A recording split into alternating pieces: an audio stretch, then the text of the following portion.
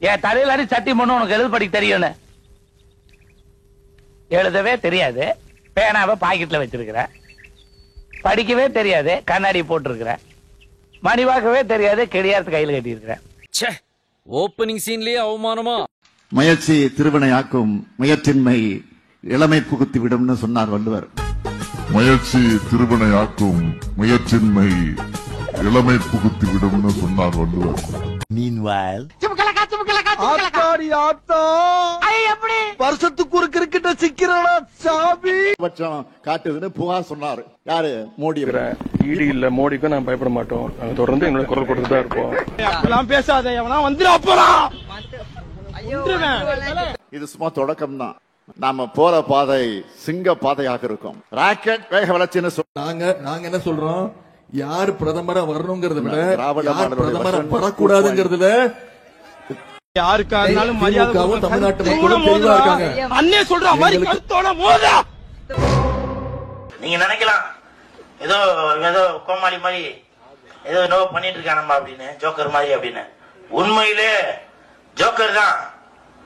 நான் மட்டும் ஜோக்கர் இல்ல, என் தலைவர் நிக்கில் அவர்களும் ஜோக்கர் தான்.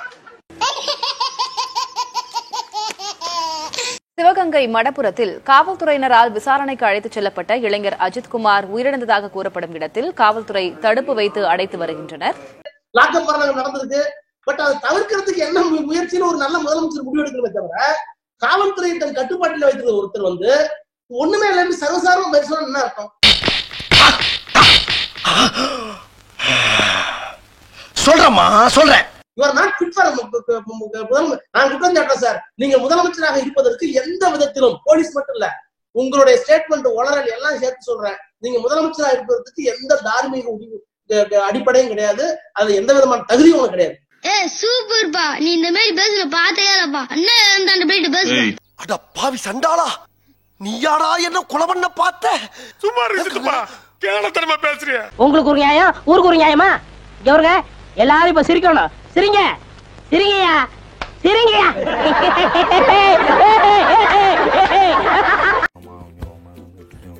தலைவரே தலைவரே தலைவரே படிச்சிட்டீங்களா? படிச்சிட்டீங்களா? போதும் போதும், கொண்டாங்க கொண்டாங்க போதும் கொண்டாங்க. எங்க சொல்லுங்க பாப்போம். மனப்பாட பண்ணிட்டேன்.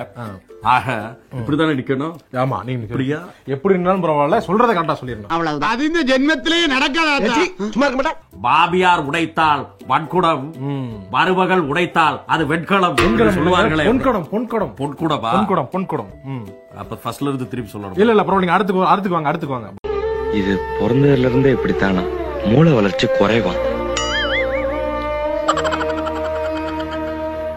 இதுவரை பார்த்தது திராவிட மாடல் அரசின் பார்ட் 1 தான். 2026 வெர்ஷன் 2.2 லோடிங். அதில் இன்னும் சாதனைகளை படைப்போம். இந்த லட்சணத்துல ஒரு இன்னும் 5 வருஷம் ஆகணுமாமா?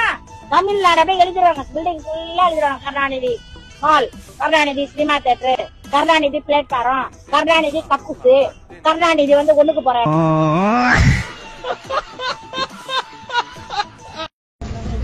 அவனை மாச்சொல்லியாச்சு, ரேஷன் கடையில வேலை பாக்குறோம்னா. திராவிட மாடல் ஆட்சி நீங்க கேட்டீங்க, அடுத்த நிமிஷம் அமைச்சர் கால் பண்ணி உடனே அதை பண்ணிருக்காரு. அவர் நல்லா பேச. என்ன பண்ணது திராவிட மாடல் ஆட்சி அப்படின்னு கேட்டதுக்கான பதில் உங்க கண்ணு முன்னாடியே இருக்கு. Hey, I've seen this one. This is a classic. 5 நாளைக்கு முன்னாடி வரைக்கும் என்ற வருமானம் 1500 ரூபாய். வாடகை வீடு, ரொம்ப கஷ்டம். அப்பதான் எம்டியை மீட் பண்ணேன். அவர்கிட்ட என்னோட கஷ்டத்தை சொன்னேன். அப்ப அவர் ஒரு வார்த்தை சொன்னார். நெக்ஸ்ட் பாரு பாரு பாரு, நல்லா பாரு, சூப்பர் ஸ்டார் கூட ஃபேமிலிய பாரு, என் தோளு மேல கைய பாரு, தலைவனோட ஸ்டைல பாரு, அவர் அணைச்சு நிக்கிற அழக பாரு. இதெல்லாம் ஒரு பெருமையா பாஸ்? எனக்கு பெருமைடா எருமை.